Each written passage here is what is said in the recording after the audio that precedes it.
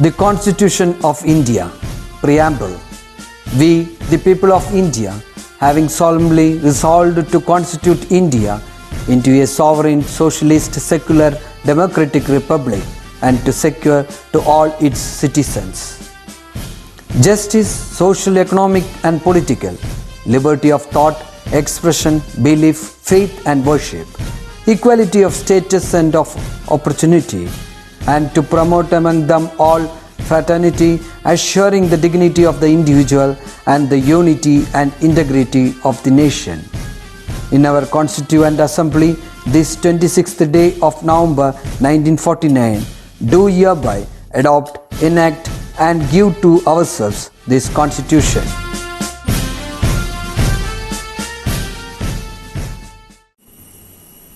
Hi students, how are you all? I hope you all are doing good and I am very happy that you all have done your exam very well. Do you know students, the only thing constant in this world is change. So this pandemic situation will also change. Till then, be safe and be healthy. Okay, don't go outside frequently. While going outside, use mask and sanitizer. After coming to home, take bath and have a healthy food. Okay, so let's go to our session. The last session we have discussed about arrays. So do you know what is an array? Yes, an array is a collection of elements which is placed in a contiguous memory location. And we have discussed about how to declare an array and what is the format of declaring an array. Is it? Okay. Let's see the next section.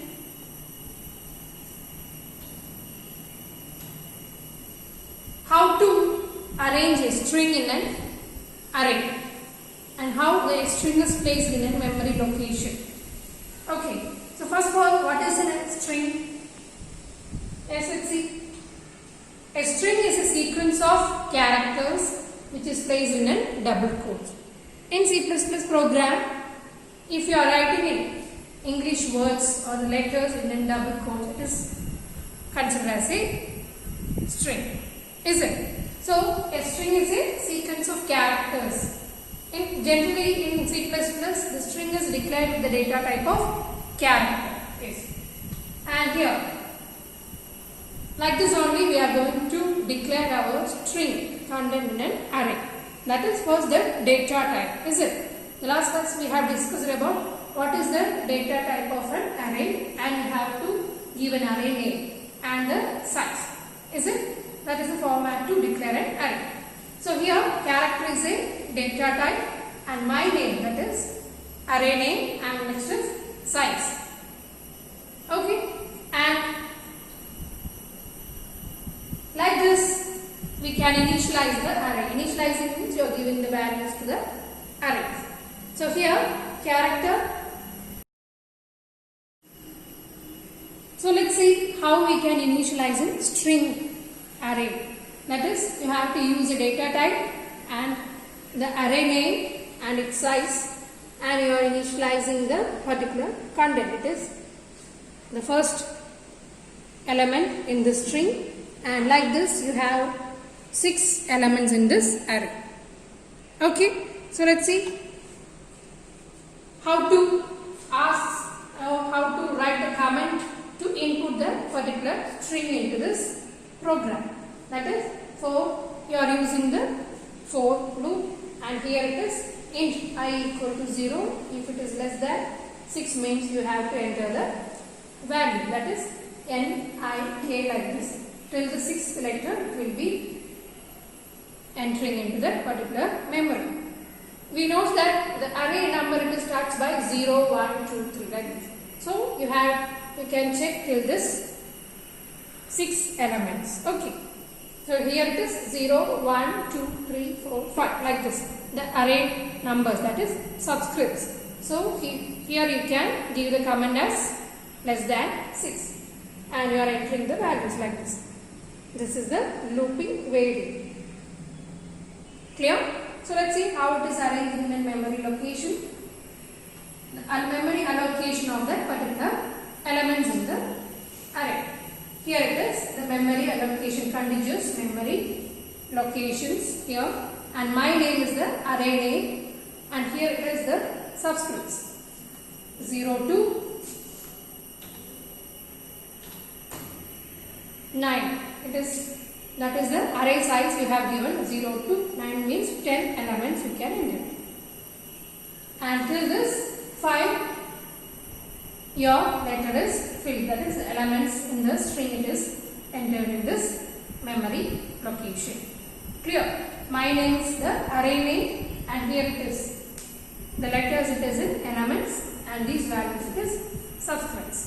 So like this only the memory allocation of the string will be occurring. Clear? And the next is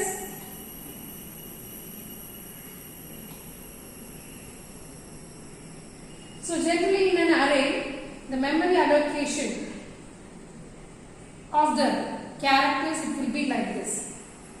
The elements will be filled, and finally you will get a null character, that is /0. This is considered as a null character. In string array it is considered as a delimiter. After entering all the elements in this array, it will be placed. The last letter will be null character. That is, the last element it is considered as a null character.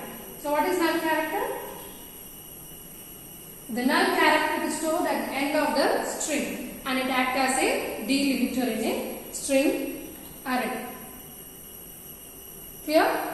So while initializing your string array, you have to enter an extra space or one more array space for that particular string. If you have entered 6 letters means you have to consider one more letter for null character. If you are initializing the array name, that is 8 means you have to consider the null character also. Clear? So generally the null character is stored at the end of the string. Clear, students? And it is act as a delimiter. So let's check. If you are declaring the data type character and my name, that is 10, and you have initialized the element Nikhil, that is the value you are going to enter. So the memory used to store this value is 7 bytes. That means 6 letters and 1 null character. Okay, and here it is how many? Can you say that for this hello world, how much? It is, you have 1, 2, 3, 4, 5, and this space also you have to calculate, that is 6, 7, 8, 9, 10, 11. 11 elements you have to enter in that particular memory location, and 1 for extra space for the null character. So totally 12 bytes you have to include. Here if you didn't include any memory size means what will happen? We have discussed in the last class. Yes, it will automatically arrange the memory allocation. Clear? So the one space, extra space is added for this null character. So total it will be 12 bytes. Clear? So while declaring a string array in your C++ program, you have to consider these things. And here the main content is the null character. Okay, it will be act as a delimiter for your array. Clear? So let's see how to enter a string in a program. How we can practically include these things. So normally we have declared the header files using namespace std and the function. And next is we have declared the variables, that is you are entering the string. So the data type is character and my name is the array name and next is size.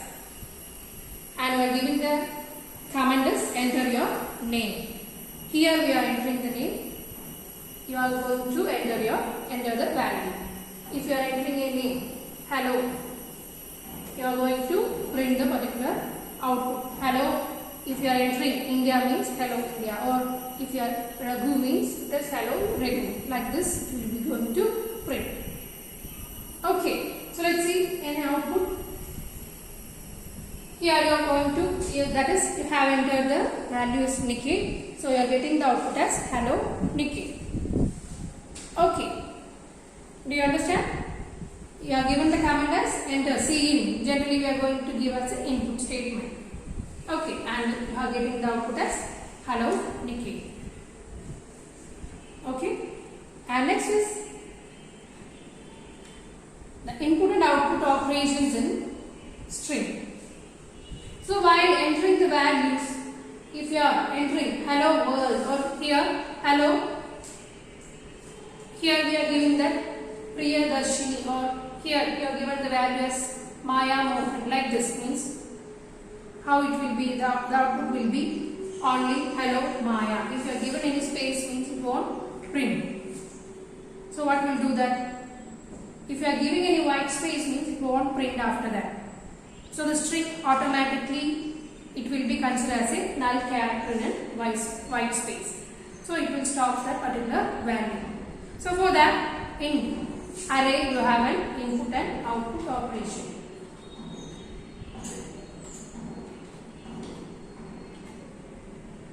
Clear?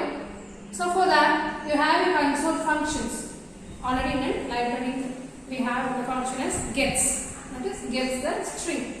So if you are entering any characters through keyboard, if you are giving any white space or any gap between the words, it will consider as a delimiter. To avoid that, you have the function as gets to enter the values. It will consider this as a single string. Clear? And its syntax is gets the character and this array name. You see that example? Gets character data type char, and what is the array name? Here it is gets char my name, that is your array name. Okay, and here it is. If you are using such functions, you have to use a header file as cstdio.h. In this function only the gets function is available. Okay, this is the header file to access the input and output functions in a string. Okay students, and next is for output function you have puts, that is displaying the value. Clear? And here it is the syntax puts the string data, what is the variable we are going to display. Okay.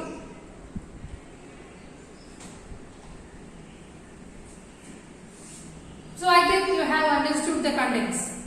That is how to use or how to declare an input, how to declare a string function in a program using the array. Okay. So how these are the contents are arranging in an array and how the memory allocation is going on. Here it is a null character and this console functions is important in this. Okay, and we have to use in the practical sections also. Clear? So I hope you have understood all the contents. If you have any doubts, please contact. Okay students, we'll see you on the next class.